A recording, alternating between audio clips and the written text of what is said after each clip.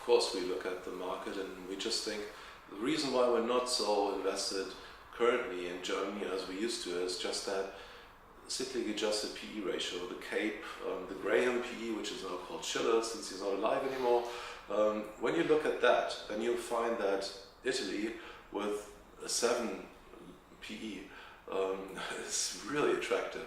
And if you think about Germany with a 15, the question is why own Germany over Italy when you get such a bargain in Italy? Now this is not true for the entirety of the market. You don't want to own Italy per se, but the right businesses in that country at even more attractive prices.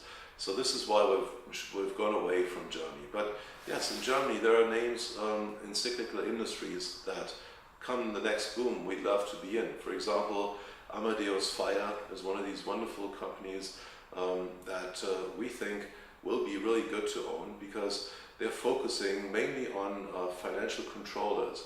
So this whole idea of, if you wish, body leasing, the Randstadt and the likes, there's a very niche segment here that is also not as cyclical, but Amadeus Fire tends to be coming under so much pressure when the market goes down.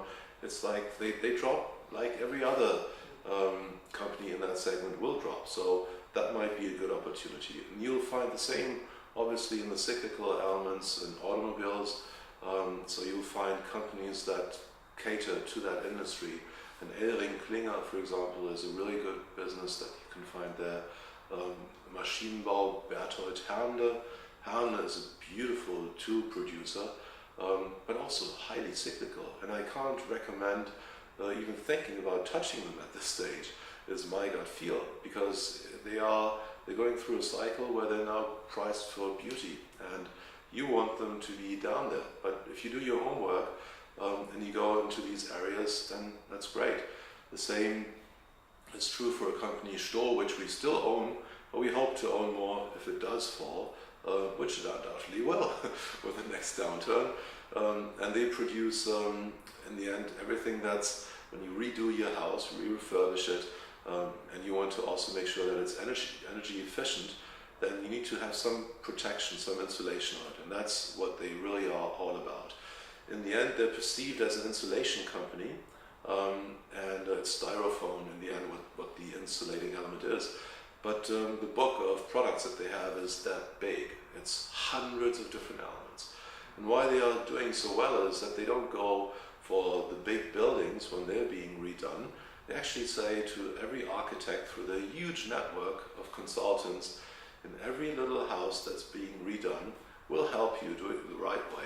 As long as you stay within our system, then the guy that actually does the job doesn't suffer any downside apart from his work. They guarantee that their product will be, and even if it goes wrong, they actually pay. It's like an insurance. So the workers, they love them because whenever they have a difficult situation, they have a consultant they can go to who's very close to them. And the architect, the same thing. He doesn't have to do the work. He has to let someone else do the work. And so they get a premium over the peer Rockwool, which is twice as expensive. But Stoll is family owned, and it has 1.1 billion euros of revenue, and it sits on about 200 million cash.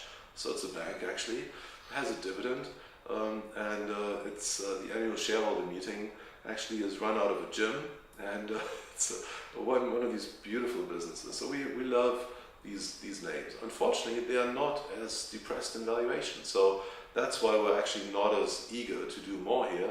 But we have tons of these guys here, and of course we have a huge list. Our watch list is about 150 businesses, and we go through them, and every now and then one will come up and be appealing, just as we had it with WashTec.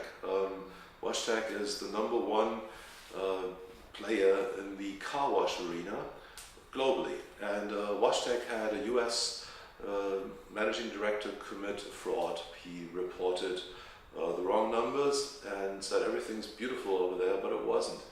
And so that was like 10% of revenue, but they never really made any profit in the US. So the question is, once the US is dealt with, will the company be more profitable in the future?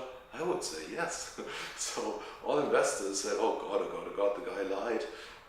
Well, they fired him immediately, and they said, we'll deal with the mess. They were very open and honest what you expect management to be, and the share price collapsed from 11 to below 7.